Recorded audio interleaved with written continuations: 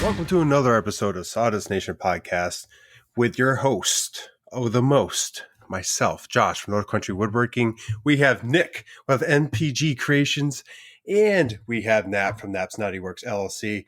But wait, there's more. We have Brent from Clean Cut Woodworking here with us today, and we're just going to get started by asking him, how'd you get started in woodworking? Shoot, fellas, I don't know. I want to say it was about 6 or 7 years ago. My daughter asked me to make a bed. I said, okay, cool, I'll make a bed. I still don't make my bed. I'm just saying. I still don't make That's exactly my first thought, actually. So we started looking around. She wanted a bed for Christmas, so we started looking around. And I said, you know what, I'm just going to make her one. I had a jigsaw and a tape measure and a pencil. I think I can make this happen. So let's fast forward to, 8 years later? I've made her 2 beds. Yeah, things have gotten a lot more refined with a lot more tools. So the whole woodworking thing started out just like that. So that was actually right after I got out of the military. I was in the Air National Guard for 10 years. Decided it was my 10-year mark, so I said either sign up or get out. So found a job that wanted to triple my pay, and I said, okay, bye. Okay, bye. Okay, bye. Easy Pretty decision. easy decision. So I enjoyed every bit of the Air Force, and 26 countries in 10 years. You can't complain about that. So that's about the only thing I miss of it. Free travel? Oh, talk about free travel. Shoot, free travel is an understatement, buddy. Especially working in a back shop. You get plenty of time off. Oh, yeah, I guess so. But yeah, through the years, I'm pretty self-taught. Started out with a YouTube university and went about my way and kind of got away from YouTube and started learning more for myself and learning from other people locally. And then I started getting into bigger and bigger pieces. Enjoyed doing the furniture work, larger pieces. I got away from, the cutting boards, the flags. We all made those in the beginning, right? And then from there, it came down to a slab one day. So I built a router sled out of wood, and it sucked, and I hated it. I purchased a big brand name, got it in the shop, looked around and said, this ain't for me, sent it back, and said, I'm going to make my own. And it wasn't for a business idea at all whatsoever. It was 100% just for myself, right? Yeah. So once I went ahead and made that thing, I posted it in a couple of Facebook groups, and I had a good friend of mine, he called me up. He's like, hey, you need to take that post down. Well, I asked him, I was like, what are you talking about? And simultaneously, my inbox is going nuts. I'm talking, if I didn't have 700 messages within 10 minutes, I didn't have a single one. So I said, maybe I should take that down. So within 10 minutes, that post was down. And that's when I started really narrowing down materials and suppliers and whatnots. And so there comes the Clean Cut Woodworking Router Sled. That's basically the gist of my woodworking now. My woodworking shop turned into a metal shop real fast. Yeah. I mean, almost overnight, right? Not quite overnight. The first year selling them, I just kind of sold them as a thing, just a kind of fun woodworking, and I was still doing a lot of woodworking, and I do have a very extensive hand tool collection. So that right there was funding the entire antique hand tool collection for the first 2 years of selling router sleds. And then I finally said, wait, hold on, this is actually making some money. So I kicked it up a notch. You've narrowed down your suppliers and all that stuff to like its final draft, or are you still always looking for the next best thing? Oh, finding suppliers is never over. Yeah. That's a continuous thing. So, I mean, yeah, even if I can save, 50 cents a piece on anything, if I'm saving 10 cents on anything, then yeah, that supplier is better than the last, or you present that to the suppliers you have now. So the supply chain, luckily, hasn't been that big since, all this whole COVID crap and stuff like that. So, but as far as, other suppliers, shipping has gone up ridiculously. It's a constant struggle to find another steady supplier. I could say last year I had about 4 suppliers that I bought out completely. They couldn't even get the stuff that I needed for my sleds anymore. So is it are you able to provide a list of your suppliers and the schematics to your machines or your router sleds so the DIYer at home can try their hand at ripping off your designs? Or have you had any problems with that? Absolutely. You can absolutely get all of the products, all of my suppliers, and my design at cleancutwoodworking.com. Nice. I like it. that's the absolute best place to go. So we'll just go with that right there. Now, is there a problem with knockoffs? Look, there's a certain point in a maker's career, right? Or let me go back just a hair. We'll delete that piece. But let's start with this. You're a woodworker. You're selling to a certain customer that wants to buy a piece of wood that you're going to create. I'm a woodworker that came up with a tool that is going to try and sell it to other woodworkers. Okay, selling to the maker community of like-minded brains that somebody can look at something. Most of us can all look at something and reverse engineer it and say, you know what? I'm going to make that myself. Can my sled be copycatted? To a point, yes, it can be. Am I going to go after this person for trying copycat and then you're going to go off and try and sell this on your own? You know what?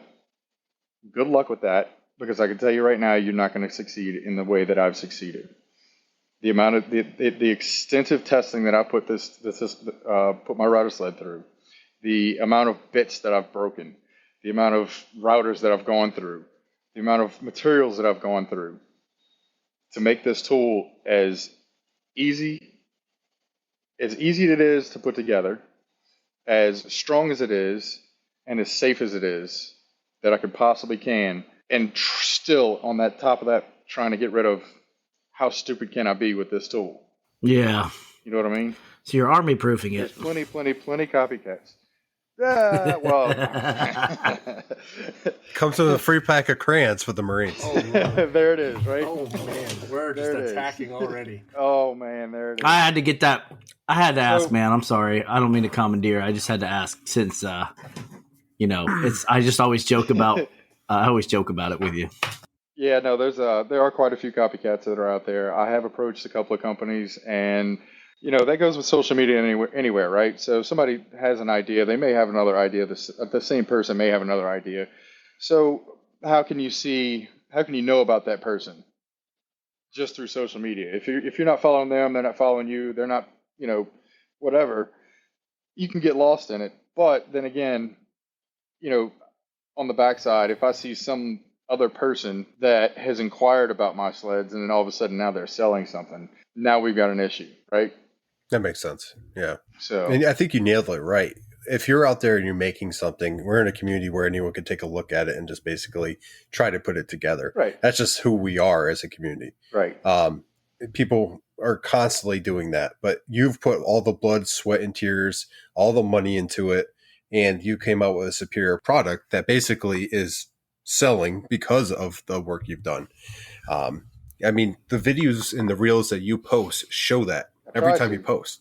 Try to. There's quite a few things that I haven't been able to show just because of my day job, right? I spend so much time at this day job that I just don't have time to make the content. When I'm at home, I have certain chores for the young lady, certain chores for myself, certain things that I have to take care of because I'm here all the time at this job. So, and life's a juggle. You get as much as you can, as much content as you can. You can do what you got to do when you got to do it, right? I mean, we all know this hustle. We all know the hustle. Absolutely. What is the biggest router sled you've made, Brent? Biggest to date, it would be 60 by 25. 60 wide by 25. Was that a custom piece, or was that something you just did to see if you could do it? That was a custom piece. That one was purchased by a customer, and what's crazy about that is the fact that he now has he can cut up to 50 inches wide, full 50 inches, and 25 feet long, whatever slab he wants. So that basically, if you have a piece that's big, anything bigger than that, I really don't see how or why you would actually need anything bigger than that. I can make them up to 60 inches wide. I have catered to wider than that, but that requires a lot of design change on my part. And hopefully soon I might be able to offer wider than that. So, but as far as length, if you can dream it and you want to pay for it, go for it. I can make them as long as you ever want. Let's build a router sled from your house to mine. This way we can just get on it and give it a push, and I'll see you in a couple hours. I'll tell you what. You find that project, we'll make it happen. Well, the interesting thing about that particular project is I've seen how smooth your router slits operate, and I think he's right. I think one good push would do it. I think there's a couple maybe hills two. between. Were you in? Are you in Louisiana? Were you in Louisiana or Mississippi? Louisiana. I'm in Louisiana. All right, so we're in Texas, so it's doable. It's doable. We could We'd have to get past a couple. we could hills. tunnel Yeah, I think we could tunnel do it. underground. I'll tell you what. We just strap a cord to the back of the train and let the train pull us, right? Why don't we just use the train tracks then? You build a gantry. There it is. There it is. Make it happen. The Texas Express. Texas Express. Connecting states. There it is. Clean Cut Woodworking router sleds connecting states. Random awkward plug. You mentioned, Brent said you can find his stuff on cleancutwoodworking.com. There's a promo code. What's the And if you were listening up What's until promo this code? point, it's There SDN Pod 22. Nap? You're quiet, man. I need to hear it. I need to hear you louder. It's SDN Pod 22. Yeah. Yeah. Move that microphone closer to your mouth. Dude, okay, I'm turning the Oh, gain there up. we How go. about now? Can you hear me now? No, slap it on your chin. Are we good? We good? You know you got it. We're Okay. good. We're good. God. So tell us about this hand tool collection, man. What got you started collecting these hand tools? Yeah, how many hand planes do you have? That's kind of funny. Do you know how many you have? Is it categories? That number I do not know how many I have. So the hand tool collection started out as, just being a woodworker, and I was exploring other options than sanding or, anything else, right? So just hand tools are a very good thing to have in the shop. So I bought a couple of hand planes and reached out to a couple people, antique hand planes. They were cheap enough for the budget at the time. So I was like, well, look, bought a couple. Picked them up and they were missing parts. So I was like, hey, reaching out to different people. Who do I contact for this? Who do I contact for that? And one guy, he put me in touch with Robert Porter. He is now the actual owner of Union Manufacturing, which was a company that shut down in 1920, about mid-1920s, when Stanley bought that company out. And he actually went after and got the entire patents, their entire business. He bought that business. And he's bringing all their hand planes back. Well, got in touch with him. He got me the parts I needed, got it all correct, within time frames and whatnots. And I caught the bug. And he actually told me, he says, hey, why don't you try and find one of these, which is Union Manufacturing is the only one that makes this type of hand plane. It's called a Union X plane. And most of your hand planes, they have the frog in the middle with the little screws, and you can move that forward and back, right? Well, an X plane doesn't have that. The casting is one solid casting, and it's got two posts basically that come up from the casting itself, and that's what your blade sits on. Excuse me. It's also got instead of that little adjuster knob on the back, your depth adjuster, instead of a knob that goes forward and aft with the bottom of the plane, it actually vertical, and it's got two lock nuts on it, and then your yoke sits between that. So if you can imagine and you're trying to adjust your hand plane, and you got to go, you bring it out, you bring it all the way out, and then you bring it in, you try to test. You bring it in, try and test. Bring it in, try and test. Okay, damn. All right, there it is. That's where I need to cut, right? Or shit, I went too far. Now I got to back it all the way back out. Then I got to try it again. With an X-plane, you can micro dial that thing in, and you can lock that sucker back in place, even if you're going up or down, if you're bringing the blade in or out. And just this construction alone, just like that, once I got my hands on one and I used it, any other hand plane I had in my shop, I got rid of them. That's where my bug really started for collecting hand planes. I started collecting Union X planes. And now, to date, I would pretty much say, and I think Rob would back me up if he heard this, that I'm the largest Union X plane collector in the world. And how many do I have? I have absolutely no clue how many I have. Well, You have a whole room dedicated, Price don't whole you? garage. They're everywhere. Yeah, it's pretty much my shop. Anywhere there's a spot to put a plane. That whole thing led from one thing to another, right? So I wanted to get at least one size of every Union X plane. Well, with hand planes, there's types type 1, type 2, type 3, type 4, type 5, So I was chasing them. I was chasing them hard. I was scooping up every Union X plane I could. And then within that, I was just like, you know what? I've got the manuals. I've got the old catalogs. So I was like, yeah, let me go ahead and chase all of them. At least one of every tool that they've ever made. Which really doesn't seem like a lot, but it was a whole lot more than I thought it was, to be honest.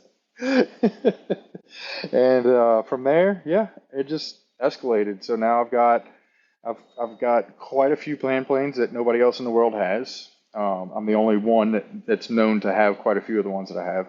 There's quite a few that I have multiple duplicates of, but I can say my typical Bailey pattern, which is what you would find on your Stanley planes, with that, with your typical setup. I've got every single size of those planes in Type 2. I've got quite a few of them that are Type 1, but the entire whole set, every size, I definitely have those all Type 2. The Union X planes, I've got all but 2 different sizes. They're all completely 100% Type 1.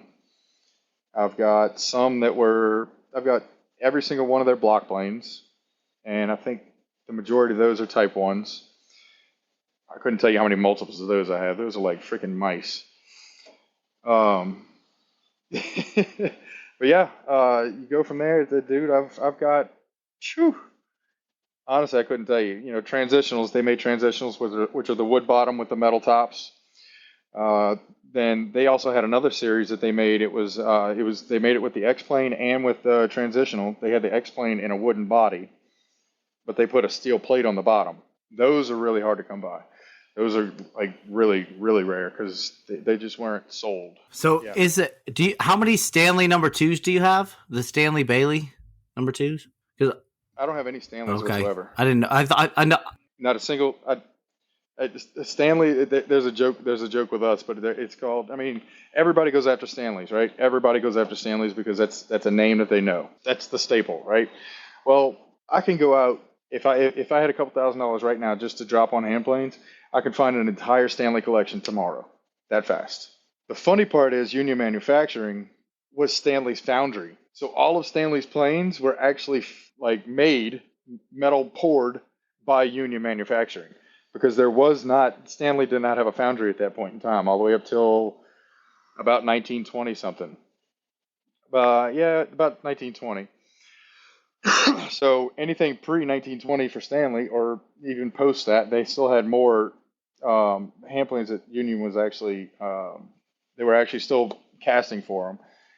And that's what a lot of people in the world, like the hand tool world, there's still kind of a fight with that right now. And Union's got a historian that they hired to track all this down. And we've proven quite a few times already that Stanley did not have a foundry. And if you look where they were made, Stanley was on one side of the railroad tracks with their plane division. So it was Stanley Rule and Level Company, and right across the street was Union Manufacturing and their foundry, which was a massive chunk of land.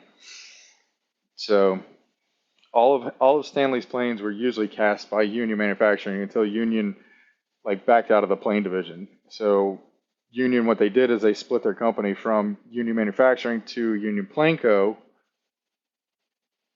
And then Stanley went into a land dispute. That's whenever Union said, you know what, we're not a plane company, because Union really wasn't a hand plane company. They made foundry items. They made big machinery like lathe chucks and stuff like that. That was their moneymaker. They were machinists, like a machinist company. A lot of history involved there, and just being as good of friends I am with the owner of Union Manufacturing right now, it was a no-brainer. How much I love the Union X planes. Like, they are just by far superior in every way to a Stanley plane. It's all interesting stuff. I like to hear the history about it. You know who's giving away a couple of hand planes here in a few weeks? They're not any. They're not Union, but they're not Union or Stanley, but they are Wood River. Woodcraft over here in Texas was generous enough to donate a couple of hand planes to give away during our 100th episode. So a number 4, and a shoulder plane. The medium shoulder plane. So not to cut you off at the knees there, Brent. Just thought I'd get that in there. You're not cutting me off. It's fascinating you know that much about the Union history. Honestly, did not know it. It sounds like Stanley actually be Union. They're one and the same in the beginning, just because it's the same metal. Well, you know, there's a certain point. Well, we can go into an entire like hearsay history lesson on this whole thing. If you think about how long Stanley hardware has been a thing and how far back their history actually goes, like past the 1800s, like earlier than 1800s. So if you think about if they already had product and distribution set up, right, through hardware, like you're talking anything back then, Stanley hardware was the thing, like Stanley, that was the name, right? Well, why not set up a tool division as well? So they had their tool division. They already had distribution set up.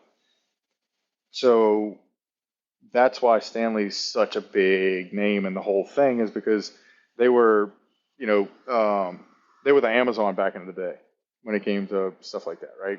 Oh yeah, they had the catalog and everything, right? Oh, did they? And so did Sears. No, that was Sears way catalog, before Sears, buddy. Sears Roebuck, way back in the Really? 1800s. Yep, that was right.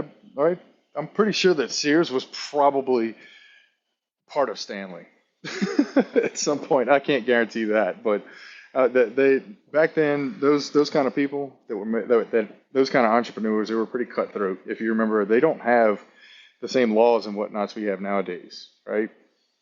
So if they wanted to take something over, they would just say, "Get out." Well, I'm looking up some of this information on online. The good old Google.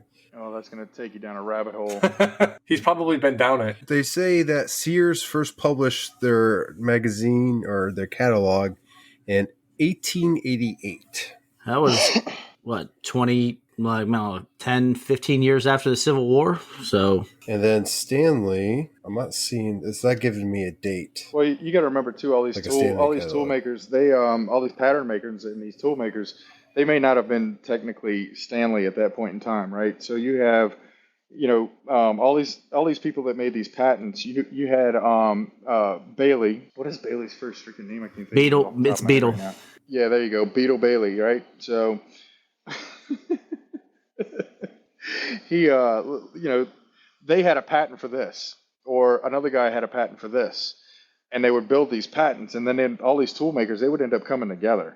Like at one point, you know, you had Trask. The Trask patent is, then you had Hayworth's, then you had all these different pattern makers that came in, tool makers that had these patents, and we've got the actual copies, well, not actual, we have the actual papers that show some of these deals that they had with some of these tool makers, and these tool makers were getting paid like $7,000 and $8,000 back then That's a lot of money. to allow them to use their patents. I mean, you're talking about payments, just ridiculous payments back then, just allow them to use the patent for these hand planes. It was nuts. It was nuts. Hey, Josh. Yeah. To give you that answer, 1843 was when Stanley was founded. Yeah, I was just looking up the founder, basically, and I didn't get 1843 for Stanley. I actually got 1860. The Stanley Rule and Level Company was founded, but the original bolt and door hardware manufacturer company was 1843. And the Civil War ended in 1865. So these, All I know is these places are old. yeah, They've been around. Well, you got to think about it too. So these people that were coming out of the Civil War, these people coming out of World War II, they were all coming home, and they wanted to rebuild themselves, right? They're soldiers, and now they're bored because they just went through all this crap. Now they got to rebuild their homes. They got to redo this and that. But they're coming home and they're trying to rebuild all this stuff, and that's where these tools became, user friendly. This is all stuff that they were using on the battlefield. This is all stuff they were using at war. So they wanted to come home, and they were used to this name. They were used to these tools because they were all government contracts, right? So of course that name, whichever they were using during wartime, was the name that they wanted to come home and start using. Makes sense. We actually do have a question from I think 3 different questions. Ben Warren was asking, have you considered doing crosscut sleds for the table saw? Crosscut sleds for the table saw. I do have a few tools that are on the prototype table now. Crosscut sled is a slight consideration. I'm not quite sold on it yet, just because I'm not sure of the design that I want to go with. Because if I use what I'm using now, then you'd have to raise your blade up way higher than I would like it to be, and it would be no different than having like an Incra 5000 or something on your table, on the top of your table saw. So yeah, there's some other tool ideas I do have in mind. I'm not gonna quite throw them out there just yet, but they're going to be some game changers. They just like the router sled, it's going to be a niche tool, so it may not be for everybody in their shops, but there's just going to be a lot of interest from people that do certain jobs.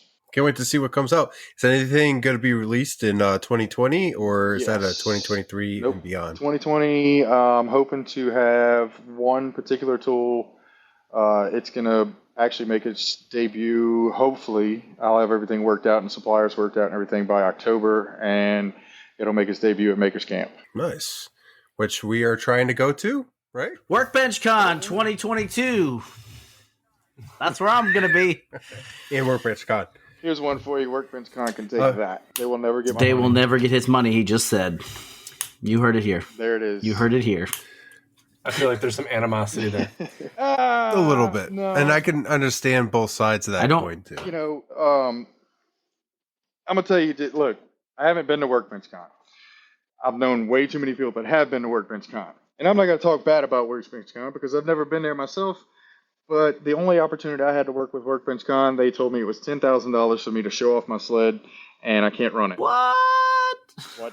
You can Nope. bring it. No thanks. You can show it, but you don't turn that router on. Right. So at what point, as a business owner or a tool manufacturer, why would I want to go to Workbench Con and show my stuff off? That's insane. And I'm not going to pay. How much are the tickets? $500 and something to go hang out with friends. Yeah, they're pretty pricey. We could always start our own con. We could do it. Oh no, I was thinking about an actual con where we just it's like a Ponzi scheme. We just take everybody's money and have an open bar somewhere. There you go. Probably 3 days of that everyone would love. Whim Designs Victor is asking you if you had to suggest a couple of Union X tool hand planes to cover most woodworking. Which ones would they be? A 3, a 5, and a 7. But if you want a 7, good luck, because I have about 8 of the 12 that are in the world right now. So what you're saying is there might be one on the market. For the right price, for $10,000 and a chance to run his router sled at Workbench Con, he will get you that plane. Hey man, look, every tool has its price. There's not a single tool that any of those antique tools that I have that are not for sale. But there's a right price. There you go, Victor. Yeah. Have you seen any of the Bridge City planes? Like the dual planes that they have and all that stuff? What do you think of those? They make a very good product. Bridge City I have nothing bad to say about Bridge City. From what I understand, I've not had one in my hands. So if somebody has one, please let me know if I'm wrong. But those little things on the outside, are they aluminum? You've got one, Josh, don't you? I would have to. Yeah, I got the little block plane. Yeah, I haven't bought any of the. What do they call mainly the one I'm talking about. The thing's like what, $500 something? No. The one I got was like $100 maybe. It's a little small one. It's a block plane. Yeah, that's the noise it makes. The one with the legs on the outside. It has legs on the outside, so you can run it on a flat surface. Yeah. But I'm not sure on the metal it's made of. I haven't dropped it, so I haven't put a dent in it yet. But I might be wrong. Like I said, I can go get haven't it. had one in my hands. If those two things are aluminum, sorry, but aluminum has no place in a workshop. Aluminium. No, they don't. Woodpecker tools. Nope. You tools, especially for marking tools. You drop a woodpecker tool, it's one and done, baby. Boom. I've ruined a couple of them. Ruined. Shameless plug, which is why my router sled is not made out of aluminum. I will say, going on the Bridge City tools, I do not like how you have to adjust the block plane. It's the only one I have, so it's the only one I could compare it to. It's not very fine tuning. I mean, it's a block plane, I get that, but Well, I don't like how planes, you block should planes are have to kind of adjust funny that.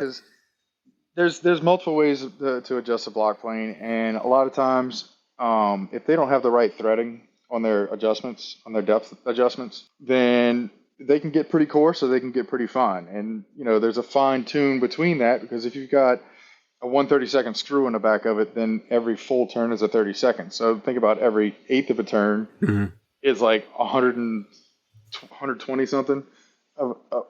So the blade, the way it sits in there, the blade has two holes in it, like pinholes, and you can put it on different pins, and then they have a magnetic plate that goes on top of that the screw actually goes in there and allows you to adjust down. It's weird. I don't know if I'm not just used to it or how it operates, but I'd have to put one on my it cuts hands. really well. I can take pictures and I'll send it to you. And They I'll make make sure there's pretty no products. Don't get me wrong. They make very pretty products. Oh yeah, They're gorgeous. Yeah, They're beautiful tools. And they cut weight where they could, but with a lot of tools, if you talk to any tool manufacturer, hand plane manufacturer from back in the day, or even now with your Lee Nielsen's, your Veritas and stuff like that, they're not trying to cut weight. No, they don't care about the weight. They care about the quality. No, they do care about the weight. Exactly. The heavier that thing is, the better it's going to cut. Well, that's what I'm saying. Like they're not worried about like making out of lightweight materials because of that. And that falls back to any tool maker right now. It's materials, dude. Materials are not struggling. Dude, it's struggling. It's struggling bad. It's not easy right now. So going back to the original conversation of your collection, what's your plans with that? Are you just going to keep collecting? You're going to make a display for them? Are you going to, what do you plan on doing? Brent Jarvis Tool Museum. Pay admission, $10 a piece. Yeah, no kidding, right? There it is. No, and you get to use the router sled. There it is. I plan on keeping that collection, and there was a certain time where I was able to build this collection at a decent price, and now things have really gotten out of hand, to be honest, with the amount that people are willing to pay for it. Because antique tools or any tool is, it's only worth what people are going to pay for, right? Well, the word got out about how awesome these X-planes actually work. And from that point on, it's been really hard to acquire them at a decent price of what they should be worth, of what they should be acquired for. So, which is a good thing in my end. If I were to sell my collection right now, I would probably be pretty close. Actually, if I sold my entire collection right now, I would flood the entire market and the price would go down to nothing. Oh, wow. Yeah. Well, yeah. Well, you're the biggest collector. Right. So, I have more of them sense. in my possession. Right. It's just like the stock market, right? I mean, if you start selling a shit ton of these stocks, then let me rephrase that. If you start selling a crap ton of these stocks, you got it. That can be aired. Then we can, at that point in time, then that stock's price is going to go down, down, down, and down. So if I can sit here now, if I was to slowly release my collection, then yes, I would probably be sitting on 300,000 plus worth of hand tools right now. It's all about that slow release. You have no idea what that is.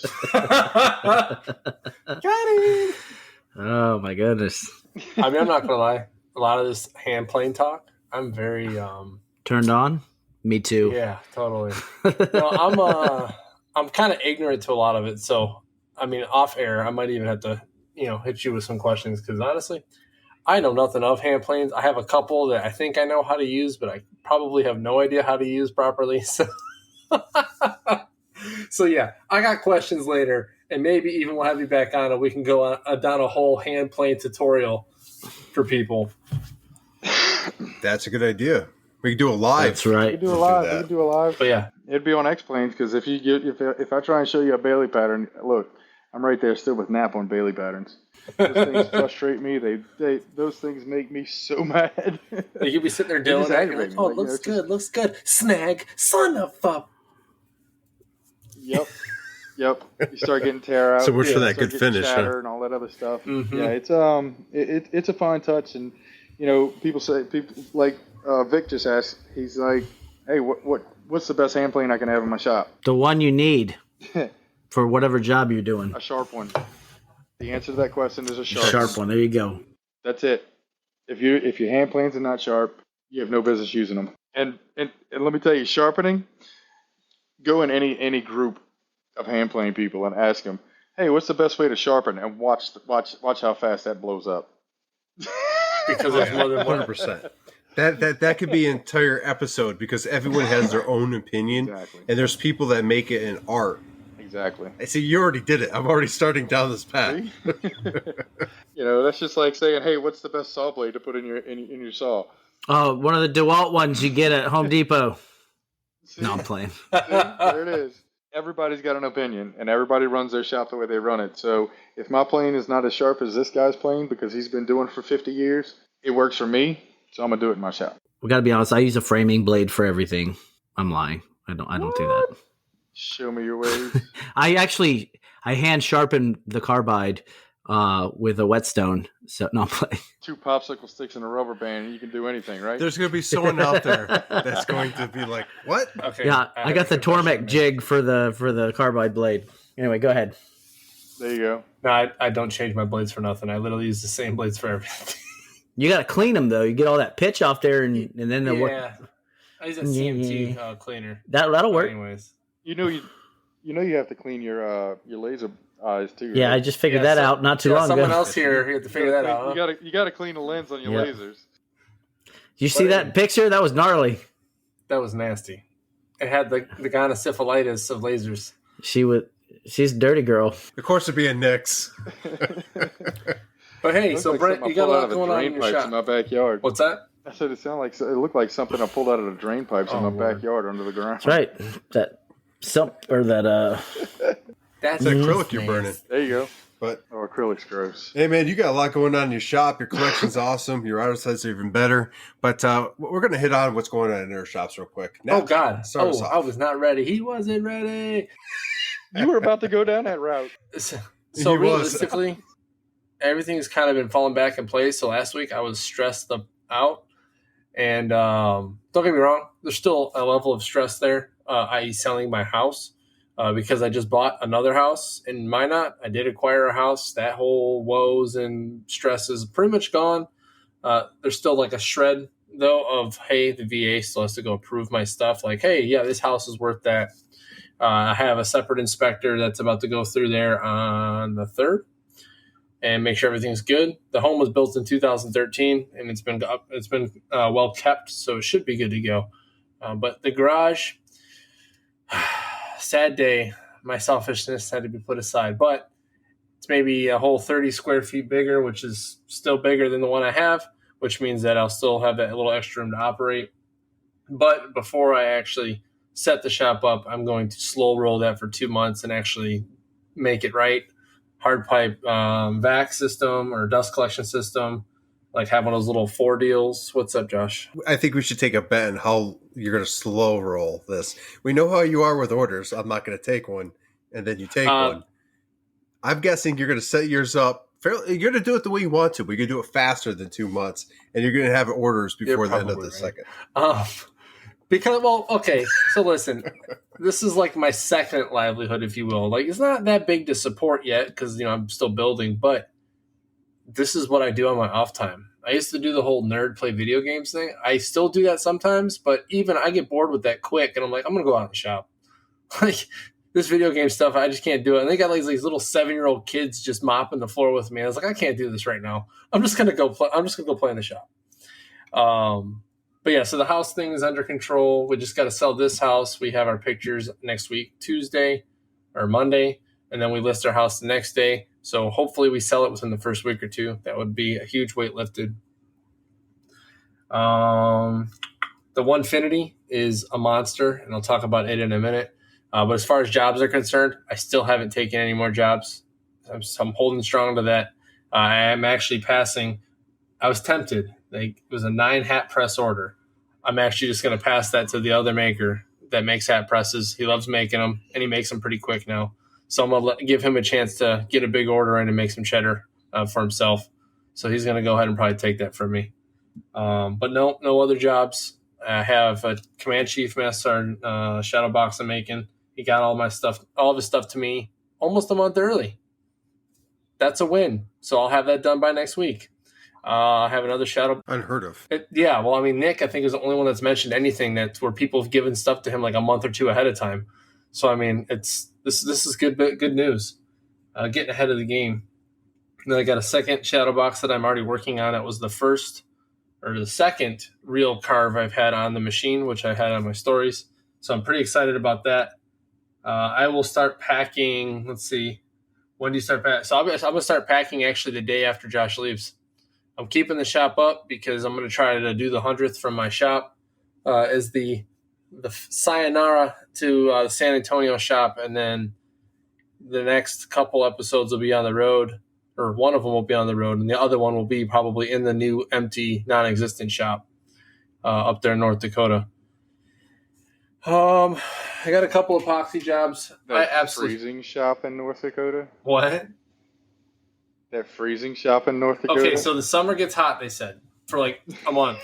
and then it starts getting cold again. So, and the garage I have, bonus. It's a heated, insulated garage, so I'm good to go.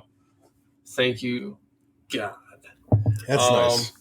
Is it cooled in the summertime, though, during that month? It's got a window unit. He's not going to need it for a while. But I've been working on Hot in North Dakota is like 75 degrees. This is my last hat press that I'm making, and I'm making it extra special. All the colors and all the epoxy. I'm not going to lie. I hate it because of the epoxy part, but I love it because it's turning out really, really well. I got to sand it tonight because I used that fast hardener from Total Boat. And let me tell you, it is already rock hard, and I can probably sand it after this episode. Rock hard. Real rock hard. But yeah. Rock hard since we got on here. The Onefinity, though, going back to it, I've got a couple jobs. I'll talk more on the jobs as I'm finishing up next week. But the Onefinity, I finally got it all narrowed down. I've met another business owner that is very much like Daniel from PW and CNC, who will call you themselves and make sure that you're all good to go. All right? So the owner over there at Buildbotics, Doug Coughlin, Buildbotics owner, he does it with his son over there. His son is actually the software guy. He's the guy who came up with the idea. They came up with this whole Spark Tank thing. But he called me himself and helped me work out a bunch of bugs with my controller to my Onefinity because, well, his controller is not the stock controller with the Onefinity. And some of the things I was doing were Onefinity specific that I tried mimicking on Buildbotics controller, which was not the right thing to do, apparently. But he got me squared away in about an hour. And now my machine runs like a champ.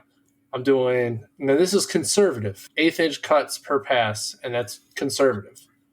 It is literally chewing through walnut at 1/8 inch passes like it's nothing. And it's insane. What size are the stepper motors on? NEMA 23? Yeah, you usually go by ounces when they go into NEMAs, but I'm guessing it's a bigger NEMA. It said NEMA 23 on it, so I don't know. I just know they're the big boys. They go with the journeyman. How are you measuring that 1/8 inch? He uses the ruler that he... Never mind. That's too easy. Jesus. Let him go, Nick. All right, so at first I was using... So I ended up doing some test cuts. So I ended up getting it all dialed in. Everything's good to go. I'm doing cuts in almost half the time.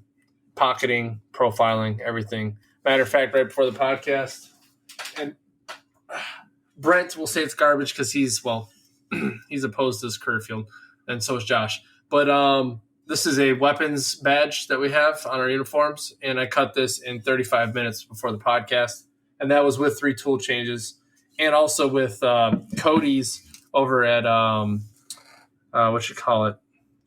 Cody's CNC design with the Jenny bits. He has this thing called the Groovy Jenny. It's like the first, I can't see that. It's blurry. He's got the first ever 90-degree down shear V-bit out there, like ever made. And it's pretty awesome.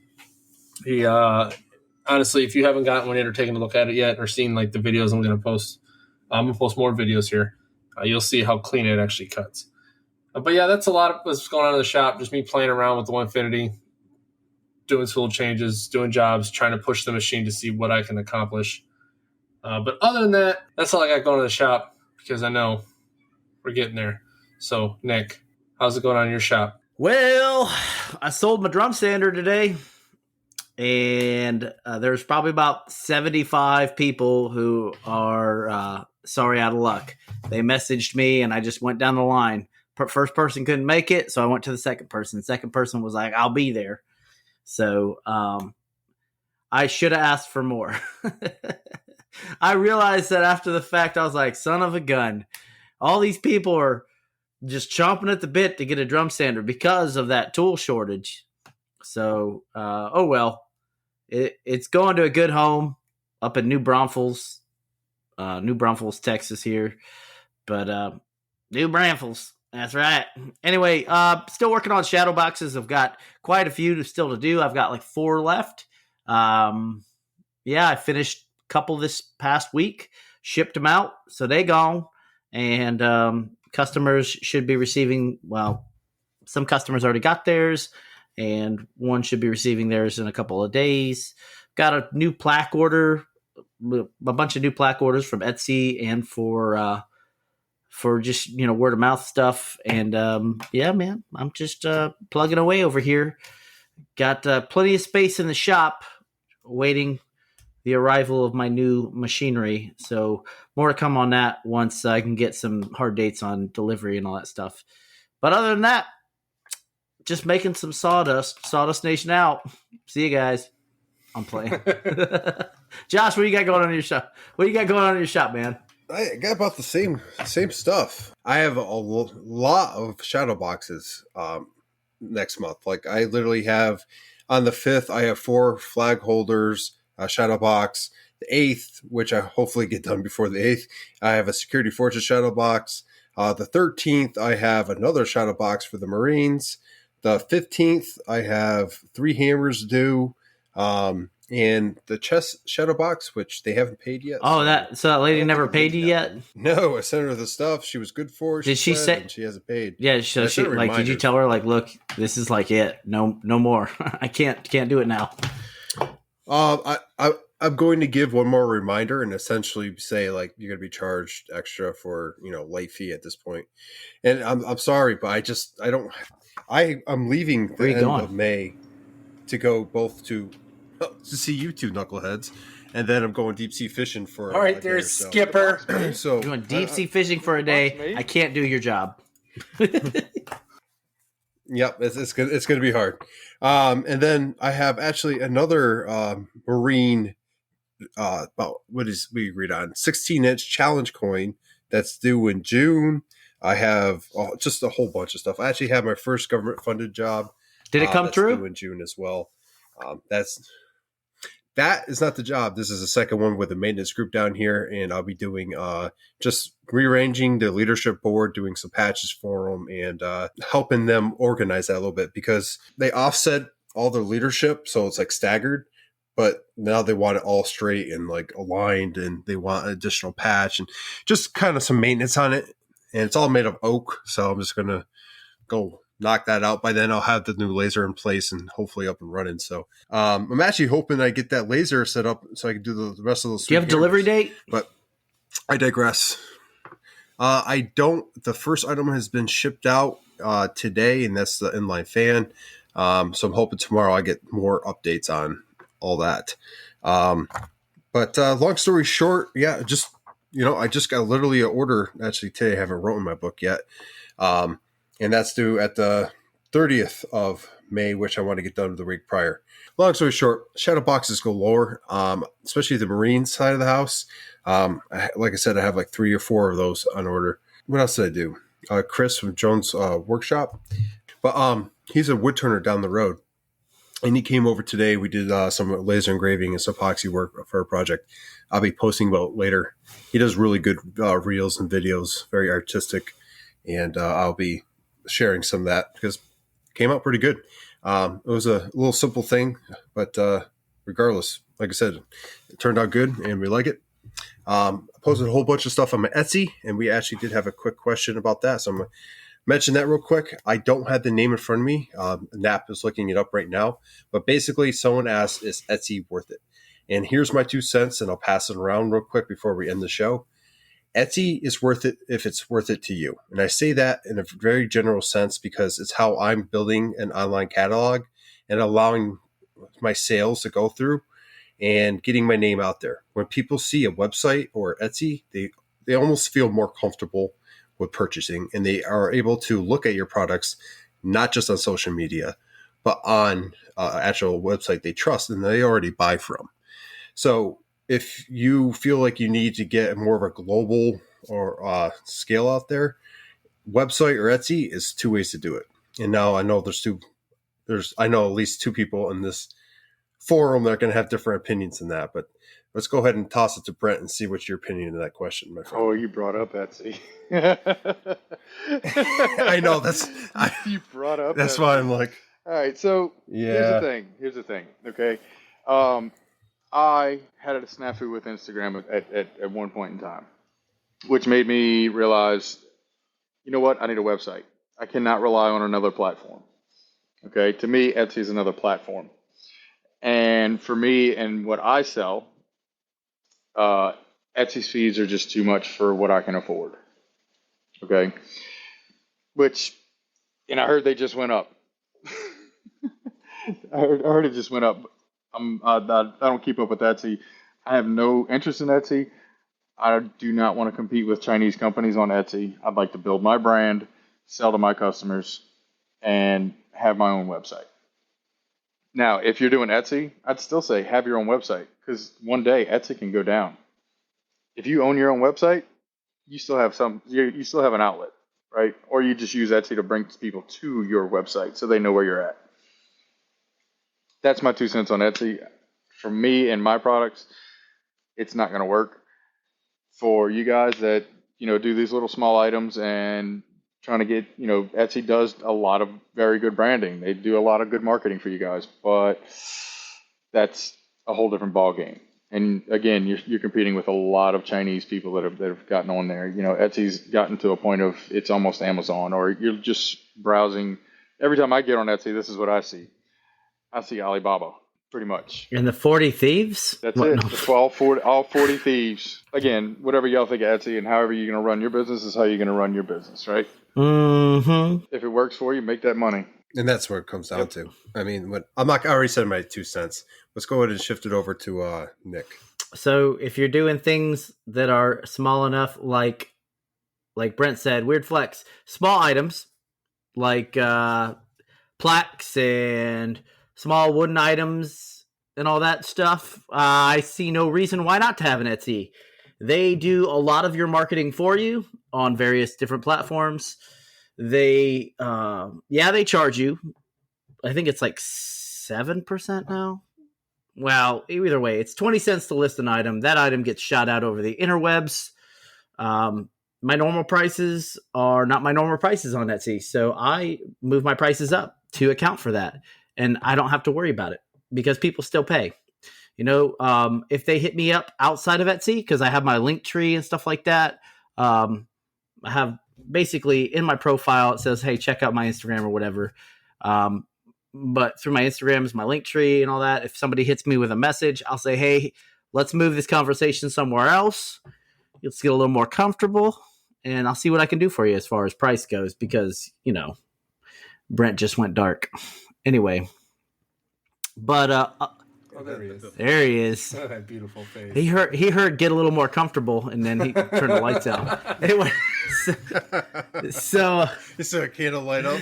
Now he's muted. But anyway, especially if you're like a maker just starting out and you want to try your hand at seeing if if people would actually buy your stuff or if they see quality within it, Etsy's a great way to get your stuff out there. Especially if you don't have time to do all these craft fairs and all that jazz, which most of the time you're going to pay a fee to set up a table anyway. So you never know. You could sell nothing there or, whatever. But I'm going to give Etsy a go. But I do agree with Brent that don't make it your only means of sales. Use other platforms, have a website, and or, if you have a good word of mouth business, then you really don't need it, I guess. I've seen a lot of people like that. So nap. Yeah. So Etsy, I had one for like 2 weeks and I'm like, you know what? I'm just not doing this right now. Like Nick said, if you have a good enough word of mouth business, like it's just kind of like almost pointless at the moment because I was getting like no hits. Not mind you, I didn't saturate my page with a bunch of things because I'm really terrible at taking pictures in like a photo booth type setting, which I will eventually get better at doing to make it a little easier for me to market my stuff. But when I do get to Minot, I will have to actually start that for now just to get me rolling. And then I think I will go the route of building my own website because I've literally had people ask me, what's your website? And I'm like, well, I don't have a website. I just have Facebook and Instagram, and that's why everyone goes and takes a look at my stuff. But I will eventually have a full-blown, some kind of storefront, whether it be my own site or Etsy. Just neither of my thing right now because I'm a little too lazy to deal with that right now. Well, I think we're doing pretty darn good for not having our own website. You know what I mean? Oh, well, yeah. Especially in the market we're in. So shoot, this market here in San Antonio is crazy. I do have one thing to say about a website that I'm upset about. Once I made my website, yes, I was dealing with 100+ questions a day from different people on different platforms and trying to juggle all of that and everything. As soon as I got a website, those messages went down to 0, and I no longer know my customers. Oh, wow. Is that good or bad? I hate it. Personally, it's a bad thing. Personally, I hate it. Now, if somebody else had a product that they're not trying to grow on, further, if they're just trying to sell T-shirts or something, okay, cool, whatever, But for me, the exposure is what I need. I need my customers to talk to me. I need my customers to expose and tag me in things, right?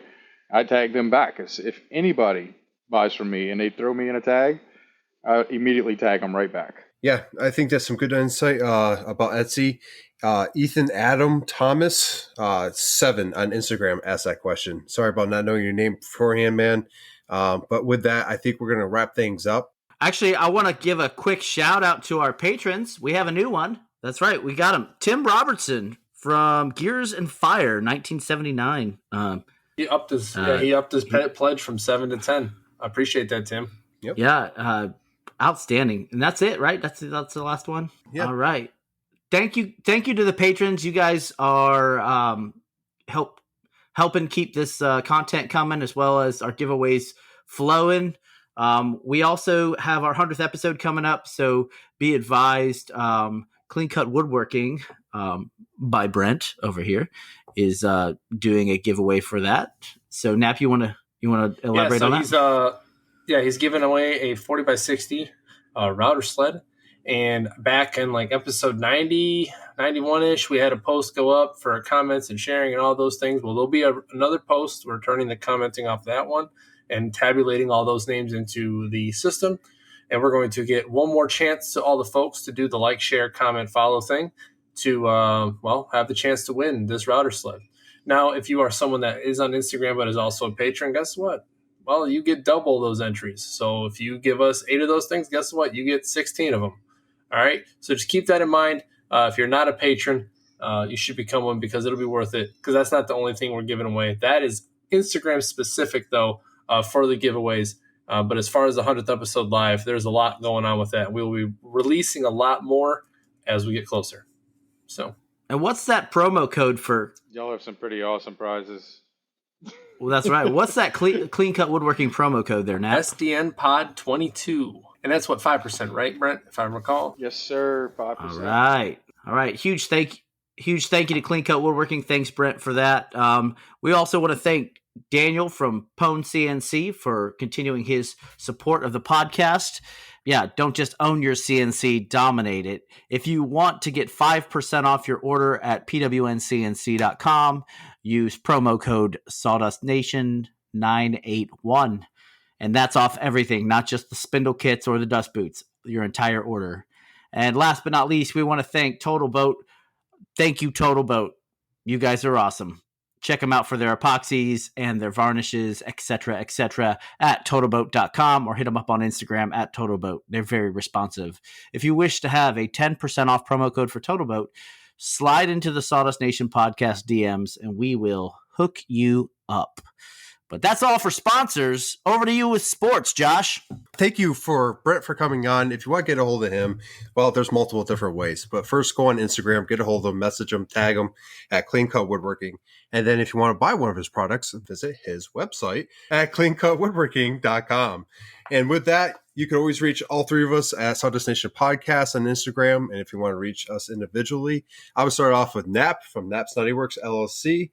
Go ahead, reach out to him. And then, sorry, Nick. And then Nick at MPG Creations. He can always answer your questions. And myself, Josh from North Country Woodworking. And if you guys want to reach out on email, SAWDUSTNationPodcast at gmail.com. And, go ahead, send us your topic ideas or your pictures for your latest project. We'll be happy to include those in our next podcast. And if you are not a Patreon, become a Patreon, because we have 10 people right now chatting it up in our live podcast recording on YouTube, asking us questions, engaging us while we do the podcast. I think it's totally worth it. You should check it out. With that, final words, Brent, starting with you. Final words. Love your spouse. Without them, you're nothing. That's all I got to say about that. This is my spouse. There are many like it, but this one is mine. But hey, so check out my final words. Let's go ahead and get those final words in. Stay classy. No, but really help each other out whenever you can. Make sure you guys are there for the community, because if you're not, well, you're probably not contributing much if you're not helping anybody out in some way or another, whether it be just listening to them talk or answering any questions, or whatever the case may be. Without anybody contributing, it isn't a community. Other than that, that's what I got. Nick. All right. Like always, take care of yourselves and each other. And if you're looking to take a trip without kids, make sure you mix that birth control with LSD. Josh. Another great valid point from our friend Nick from MPG Creations. We do not support his views or his suggestions on that topic. But moving on to my final words. Thank you for joining us for the 96th, which I'm surprised no comments were made on that particular front. But thank you for joining us for a 96th episode. Brent, thank you for joining us and chatting up. Love the history of the planes. I knew nothing about Union until you jumped up on here. I'm glad that we could definitely get that on the episode. Highly appreciate that. And then for everyone else, what? You look really confused. Wait, 69. Oh, wait, 96 to 69 backwards. There it is. We got that. Yeah. It's been the whole episode. Wow, you just hit that. You are not a Patreon. You just missed some funny stuff. But with that, hopefully you guys are tuning us on when you're making coffee in the morning, driving to work, at work, in the workshop, wherever you're doing. We could be whispering in your ear, making you laugh. We love doing this. We love the fact that we have Patreon supporting us and sponsors, and we hope to make 100, 200 more. And with that, SAWDUST Nation will be signing off until next time. See ya.